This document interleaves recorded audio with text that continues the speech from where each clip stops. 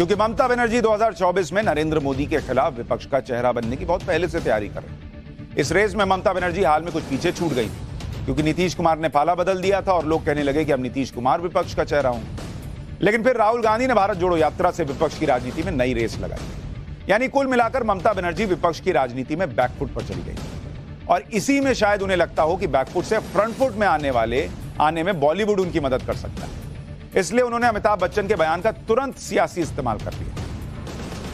यहां अमिताभ बच्चन की बात करना जरूरी है, क्योंकि यह बात भी आप ध्यान रखिए कि अमिताभ बच्चन की पत्नी जया बच्चन पश्चिम बंगाल से हैं, यानी बंगाल में अमिताभ का ससुराल है। जया बच्चन समाजवादी पार्टी से राज्यसभा सांसद हैं, यानी विपक्ष की पार्टी की सांसद है। जया बच्चन को 4 बार समाजवादी पार्टी राज्यसभा भेज चुकी है।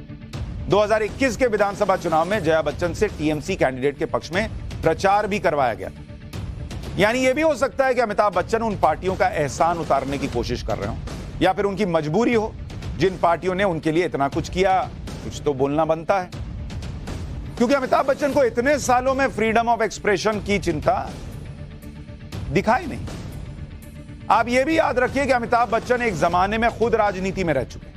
तब उनके गांधी परिवार से बहुत करीबी रिश्ते थे। राजीव गांधी उनके दोस्त थे, और इस दोस्ती की वजह से ही इंदिरा गांधी की हत्या के बाद अमिताभ बच्चन राजीव गांधी के कहने पर राजनीति में आए। तब बॉलीवुड के बहुत बड़े स्टार बन चुके अमिताभ बच्चन ने राजीव गांधी के कहने पर फिल्मों से ब्रेक लिया और लोकसभा चुनाव लड़ने के लिए तैयार हो गए। अमिताभ बच्चन ने तब इलाहाबाद की सीट से चुनाव लड़ा, और वहां से उन्होंने बहुत बड़े नेता हेमवती नंदन बहुगुणा को 1.5 लाख से भी ज्यादा वोटों के बड़े अंतर से हरा दिया।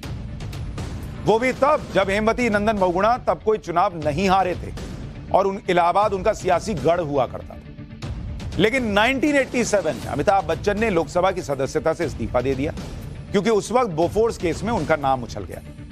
इसके बाद अमिताभ बच्चन कभी राजनीति में नहीं है। बाद में गांधी परिवार से भी उनके रिश्ते बिगड़ गए, ऐसा कहा जाता है। लेकिन अमिताभ बच्चन जिस कोलकाता के मंच से ये बोल रहे, उस कोलकाता में और ममता बनर्जी के राज में फिल्मों को कितनी आजादी मिली, लोगों को कितनी आजादी मिली है, यह सवाल पूछा जाना चाहिए। 2013 में, मैं बच्चन साहब को याद दिलाता हूं, उनको शायद न जानकारी हो, जिस बंगाल में वो खड़े थे, बैठे थे, 2013 में कांगाल मालसात नाम की बंगाली फिल्म की रिलीज में अड़ंगा लगाया गया, क्योंकि इस फिल्म में ममता बनर्जी के शपथ ग्रहण समारोह और उनके सिंगूर आंदोलन पर व्यंग किया गया।